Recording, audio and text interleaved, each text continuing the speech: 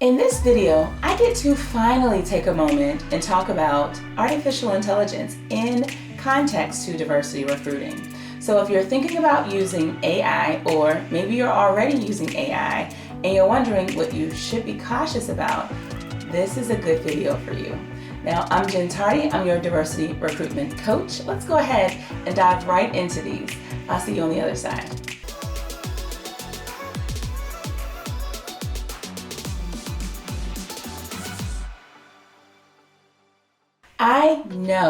I know. We're looking for tools to support the work of increasing diversity.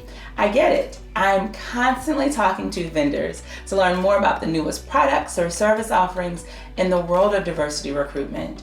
But there are so many new solutions popping up daily, and it's enough to make your head spin. And I think one day I'm actually going to start doing product reviews for recruiting leaders. But in the meantime, let's just talk about AI in today's video, okay? So I'll start with number one. Have you ever heard someone say trash in equals trash out? Or in this context, bias in, bias out? This means that although artificial intelligence is meant to eliminate bias, it does not eliminate the bias within the designers of the technology or the bias within the data that feeds algorithms. So whenever I'm talking with recruiters and hiring leaders and they're telling me that a significant portion of their diversity recruiting strategy is in using tools that have artificial intelligence baked into them, I often feel a little concerned. Second, AI is being used many times as a replacement for inner work that hiring individuals also need to do.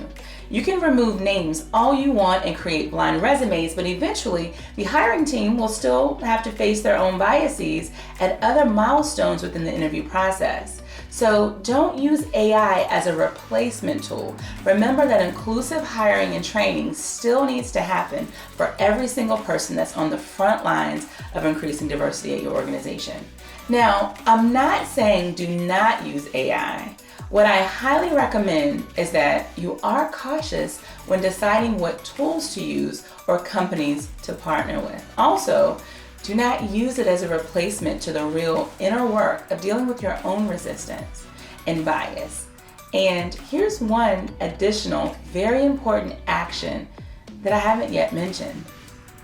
Be sure to measure outcomes. Look at your data and see if the tool that you're using is actually delivering what it's supposed to deliver. Is it helpful? Is it value added? Or does your tool have side effects that you weren't aware of? Also, as a side note, have you already had a chance to grab a copy of our free checklist called Platinum Checklist for Hiring Leaders? 10 immediate actions that leaders must stop doing in order to increase diversity. If you haven't already grabbed your copy, please go ahead and grab your copy. The link is below in the actual description. And if you like this video, you are going to enjoy another video that we created recently called Going Beyond the Surface to Increase Diversity, where I give you 5 tips to guide you on creating a diverse workplace that you're aiming for. I really hope that you enjoy.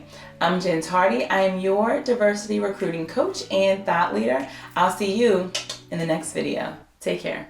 Believe is that as recruiting leaders, we are being too superficial in our diversity recruiting efforts.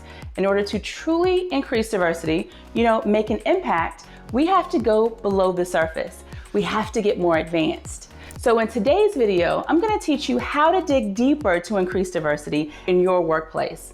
Let's get started.